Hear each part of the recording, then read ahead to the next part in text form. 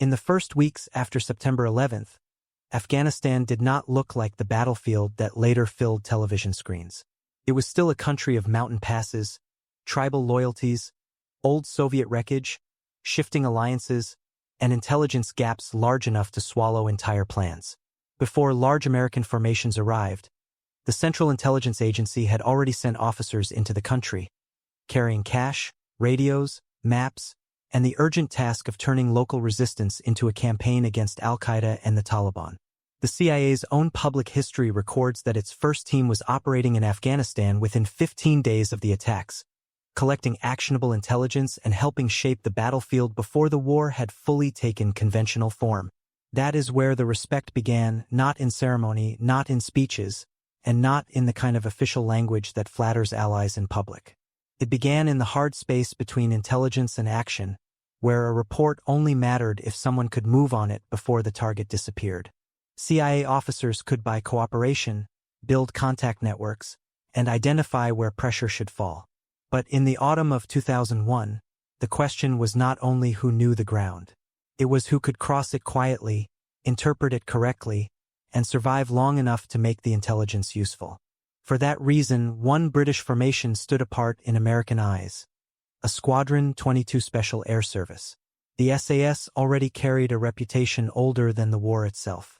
Britain's National Army Museum traces the regiment back to its creation during the Second World War, when small teams operated behind enemy lines in North Africa and Europe, and notes its modern reputation for covert surveillance, close combat, hostage rescue, and deployment across Britain's wars. But reputation alone was not what mattered in Afghanistan. Many units had reputations. Fewer had the particular habits Afghanistan punished men for lacking. A squadron's value lay in a quieter inheritance: patience, fieldcraft, and an institutional memory shaped by campaigns where technology could not erase uncertainty. In Helmand and Kandahar, those qualities were not decorative. They were operational. And when the Americans watched the SAS work, the contrast was difficult to ignore. One side brought reach, money, satellites, and overwhelming support. The other brought a way of thinking built for the moment when those advantages were not enough. By late 2001, the Americans were learning a hard lesson that every intelligence service eventually learns in hostile country. Information is not the same as understanding. A source might point to a valley. A surveillance image might show a compound. A liaison might identify a courier route. But Afghanistan was not a flat intelligence problem. It was tribal, mountainous, personal, and old. The landscape had memory. Villages remembered strangers. Drivers remembered vehicles. Informants remembered who had paid them and who had protected them. In that environment, speed could produce results, but patience could produce truth. That was why a squadron mattered. During Operation Enduring Freedom, British forces entered Afghanistan alongside the American-led coalition, whose stated aim was to destroy al-Qaeda and remove Taliban protection after the Taliban refused to hand over Osama bin Laden. The Imperial War Museums describe the conflict's opening as an international coalition response to al-Qaeda and the Taliban after September 11th, with British forces operating beside the United States from the beginning. But the SAS role was not simply to add another assault force to the campaign. Its usefulness came from the older British Special Operations tradition. Small teams, long observation, limited footprint, and decisions made close to the ground. This was a different rhythm from the large American machine moving into Afghanistan. The United States brought air power, logistics, communications, and a rapidly expanding intelligence architecture. The CIA brought officers who could build relationships with Afghan commanders and turn money, trust, and risk into access. A squadron brought something that sat between those worlds: soldiers who could take intelligence and test it against the ground without making the ground aware of them. That difference became especially visible around the kind of missions that rarely look dramatic on paper: reconnaissance, liaison, route study, compound observation, confirming whether a target was where a source claimed he was, watching how men moved before deciding whether they mattered. These tasks do not create instant headlines, but they decide whether later raids succeed or become expensive mistakes.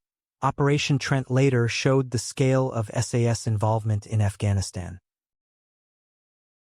Open-source accounts describe a Squadron and G Squadron of 22 SAS being committed in November 2001 against an al-Qaeda-linked facility southwest of Kandahar, in what became one of the regiment's largest post-war operations. But the respect from CIA officers was built before and beyond any single raid. It came from repeated exposure to a habit of work, quiet enough not to disturb the intelligence picture, experienced enough not to trust it blindly, and patient enough to wait until the ground confirmed what the file only suggested. The important point is that respect in this world was not given for bravery alone.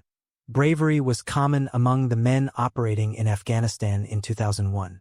CIA officers, American Special Operations teams, Afghan militia commanders, British Special Forces, and coalition pilots were all accepting serious risk. What separated a squadron was something more precise: the ability to work inside uncertainty without enlarging it. The CIA's task in the early campaign was not simply to collect secrets. It was to turn fragments into pressure. A meeting with an Afghan commander might produce a location. A tribal contact might describe a Taliban movement. A captured document might suggest an al-Qaeda facility. But each piece had to be judged, confirmed, and acted upon before the enemy moved. That required people who understood that intelligence was alive, changed with fear, weather, loyalty, money, rumor, and time. British Special Forces were useful because their method did not immediately disturb that living picture. The National Army Museum describes the modern SAS as a force trained for covert reconnaissance, surveillance, close combat, and counterterrorism, but the words are almost too clean for what they mean in practice. Covert reconnaissance is not just seeing something. It is seeing without being seen, waiting long enough to understand the pattern, and resisting the urge to force the situation before it has revealed itself. This was where the British experience carried weight. The SAS had been shaped by campaigns where the enemy did not always wear a uniform and where local knowledge mattered as much as firepower. In Malaya, Oman, Northern Ireland, and later in other theaters, British small unit culture learned the value of patient observation and restrained movement. That did not make British soldiers superior in every category. The Americans had unmatched reach, communications, and precision strike capability. But Afghanistan rewarded a different skill at ground level. Knowing when not to transmit, when not to move, when not to trust the first answer, and when a quiet confirmation was worth more than a fast assumption. For CIA officers, that mattered because their work depended on confidence. They needed teams whose presence did not compromise sources, expose liaison networks, or turn a delicate intelligence lead into noise. A squadron's reputation grew because its men could operate close to the human terrain without breaking it. They were not just shooters attached to intelligence work.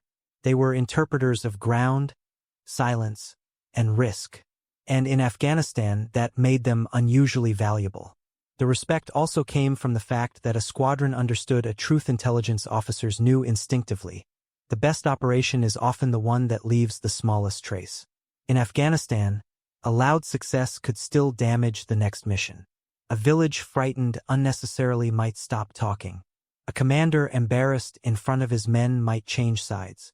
A compound searched too publicly might warn the courier network beyond it.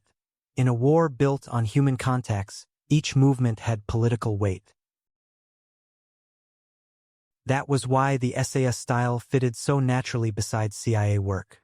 The CIA's early Afghan campaign depended heavily on small teams, local allies, and rapid coordination with American air power. The agency's museum account describes officers moving into Afghanistan shortly after the attacks, working directly against al-Qaeda and Taliban supporters while helping open the campaign before a large conventional footprint existed. The logic was clear.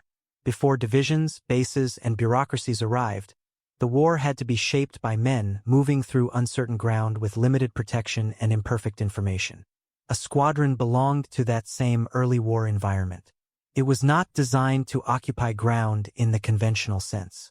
It was designed to enter quietly, observe accurately, strike if required, and disappear before the enemy could understand the full shape of what had happened. That mattered to CIA officers because their own operations relied on momentum without exposure. Intelligence sources could not survive if every lead produced visible disruption. Afghan partners could not be used effectively if every meeting announced itself to the region. The more delicate the network, the more valuable a disciplined soldier became. There was also a cultural reason for the respect. CIA officers were used to people who exaggerated certainty. Sources exaggerated it to gain money. Local commanders exaggerated it to gain weapons. Headquarters sometimes demanded it because uncertainty was uncomfortable. A squadron's strength was almost the opposite. Its operators were trained to live with doubt without pretending it had disappeared. They could watch longer, move slower, and report what was actually seen rather than what a plan wanted to hear. That quality became central as the war moved from the initial collapse of Taliban control into the harder problem of finding men who did not intend to stand and fight openly. Operation Trent, involving a squadron and G Squadron against an al-Qaeda-linked facility near Kandahar in November 2001, showed that the SAS could still conduct a major assault when required. But its deeper value was not measured only in firepower. It was measured in judgment before firepower was used. By 2002, the early shock of the campaign had begun to settle into a more difficult reality. The Taliban had lost open control of Kabul, Kandahar, and other major centers. But that did not mean the enemy had disappeared. It meant the war was changing shape. Fighters moved across borders, blended into villages, used family routes, local protection, and terrain that favored the patient over the powerful. The Imperial War Museums note that British forces were part of the American-led invasion from the start. But the long war that followed proved far more complex than the initial removal of Taliban authority. For CIA officers, this shift mattered deeply. The first phase had rewarded bold partnerships and fast strikes. The next phase rewarded memory. Who had been seen before? Which valley changed loyalties after winter? Which commander spoke confidently but never delivered? Which route looked empty because everyone local knew not to use it after sunset? These were not facts easily captured by satellite or written neatly into a briefing. They accumulated slowly, through repetition, presence, and discipline. This is where a squadron's reputation hardened into respect. The SAS was not admired simply because it was British or because its name carried mythology. It was respected because its operators seemed comfortable in the exact conditions that made intelligence work fragile. The National Army Museum's description of the SAS emphasizes covert surveillance, close combat, and hostage rescue. But in Afghanistan, the first of those qualities often mattered most. Surveillance required time. Time required restraint. Restraint required men who could resist the pressure to turn every lead into immediate action. That restraint was not passivity. It was control. A bad raid could kill the wrong men and destroy a source network. A premature movement could alert a courier. A careless question in the wrong village could expose the Afghan who had quietly helped the coalition. A squadron's strength was that its men treated every action as part of a larger intelligence environment. They did not separate the tactical moment from the political consequence. That is why CIA officers respected them. They were useful before the shooting started. They were useful when nothing happened. They were useful in the long hours when the only visible achievement was staying hidden, watching correctly, and refusing to simplify what the ground had not yet explained. In a war increasingly defined by what could not be seen, that kind of patience became more valuable than noise and more difficult to replace than equipment.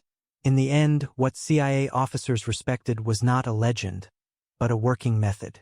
A squadron did not remove uncertainty from Afghanistan. No unit could. But it had a rare ability to operate inside uncertainty without being consumed by it. That ability came from the SAS tradition of small teams behind enemy lines, a tradition the National Army Museum traces back to the Second World War and to a regiment repeatedly used in Britain's most difficult conflicts. The CIA's early Afghan mission needed exactly that kind of partner. Its officers were collecting real-time intelligence, shaping the battlefield, and working against al-Qaeda and Taliban networks long before the campaign settled into routine warfare. In that world, respect was earned by usefulness under pressure. A squadron was useful because it understood that the ground was not background.